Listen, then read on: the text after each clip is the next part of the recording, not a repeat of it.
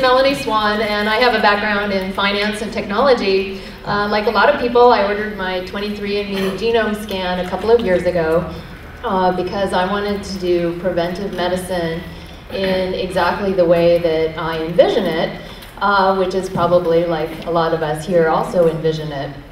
And what my vision includes is sort of a number of concentric self-tracking circles around myself, which start with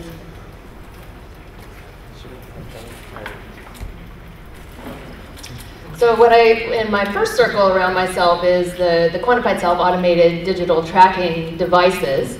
And then the second circle is preventive care, health, social network, experimentation, and so on. And then the third circle is, for exceptions, the traditional healthcare system. I need a lot of data to realize my health outcomes, ranging from cure to enhancement. And I'd like to take actions on my own, research, treatment, and so on, with peers and more distantly, professionals.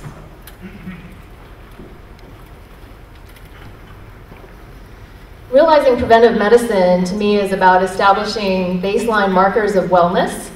And my generalized hypothesis is that one or more genetic polymorphisms may lead to out-of-bounds phenotypic conditions which may be ameliorated through personalized intervention. The first thing I did, noticing that you may get different interpretation results from different consumer genomics companies, was build myself a web app so I could compare side by side Decode Me, Navigenics, and 23andMe, the different genes and SNPs that they analyze, against my own personal data, and this is available. I pushed it also to a mobile app so that I can be out and about and look at my own ApoE4 profile, for example, my response for 200 different drugs if I'm sitting with my physician, and this is available on the Android and the iPhone platform with 5,000 plus downloads currently. Along with some other QSers last year, we decided to do an experiment looking at vitamin B deficiency and MTHFR mutation. This may cause higher than normal levels of homocysteine, which is related to cardiovascular disease. And we decided to do some experimental testing around this, particularly as it may impact 50% of the population. We looked at the homocysteine metabolism pathway and identified in red and green different places where vitamins may impact the pathway. And then in our protocol, we decided to test exactly these vitamins, what would happen if we took them and if it would make a difference. Our study protocol was to look again at these two SNPs genetically, phenotypically at blood tests for vitamin B12 and homocysteine, and then try different vitamin interventions, the traditional B vitamin as well as the active form of the B vitamin. And we tried this in a citizen science cohort of 7 people in our pilot study.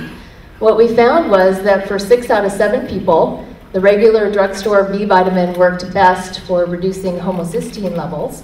And importantly, that each individual got an optimum experimental result for themselves. Being a runner, I was also interested in genomics and athletic performance.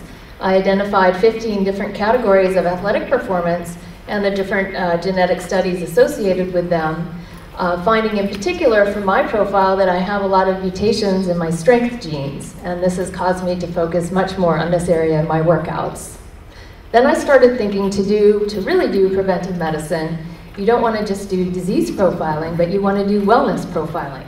So I started looking at cancer, immune system, and aging as specific wellness profiling genomic areas to investigate. In regard to cancer, here's my profile for a number of proto-oncogenes and tumor suppressors. I have more polymorphisms in my tumor suppressor genes than my proto-oncogenes.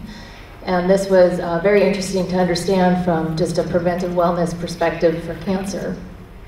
A specific example for lung cancer is my genetic risk for the condition, which is fairly moderate, together with my potential response for the different drugs that are administered. And clearly some drugs will have a better response in me than others. This is sort of quite comforting to have ahead of time.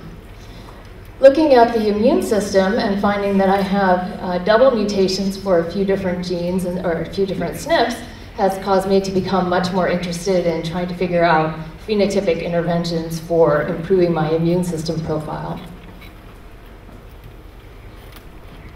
Aging, there is some new evidence, a study published earlier this year, indicating the benefits of taking TA65, an astragalus supplement, in regard to telomere length and aging.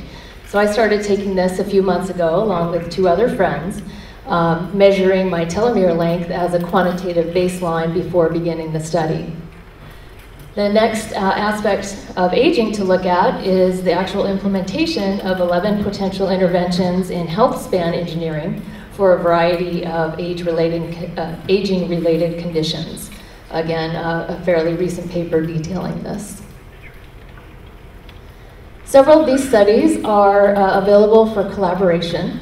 There's more information at DIYgenomics.org.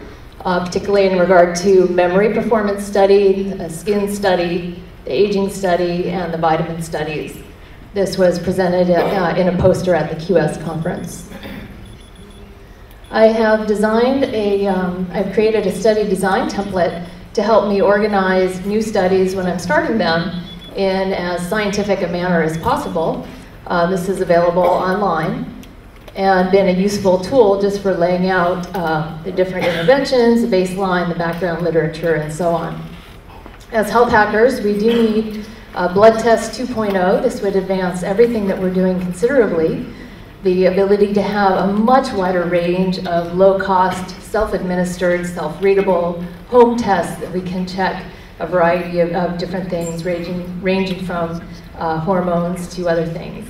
And lately I've been working on an epistemology of citizen science, looking at whether new kinds of knowledge are being formed through group collaborations such as Wikipedia, and if different types of knowledge are generated through traditional medicine, self-experimentation, and health collaboration communities. Thank you.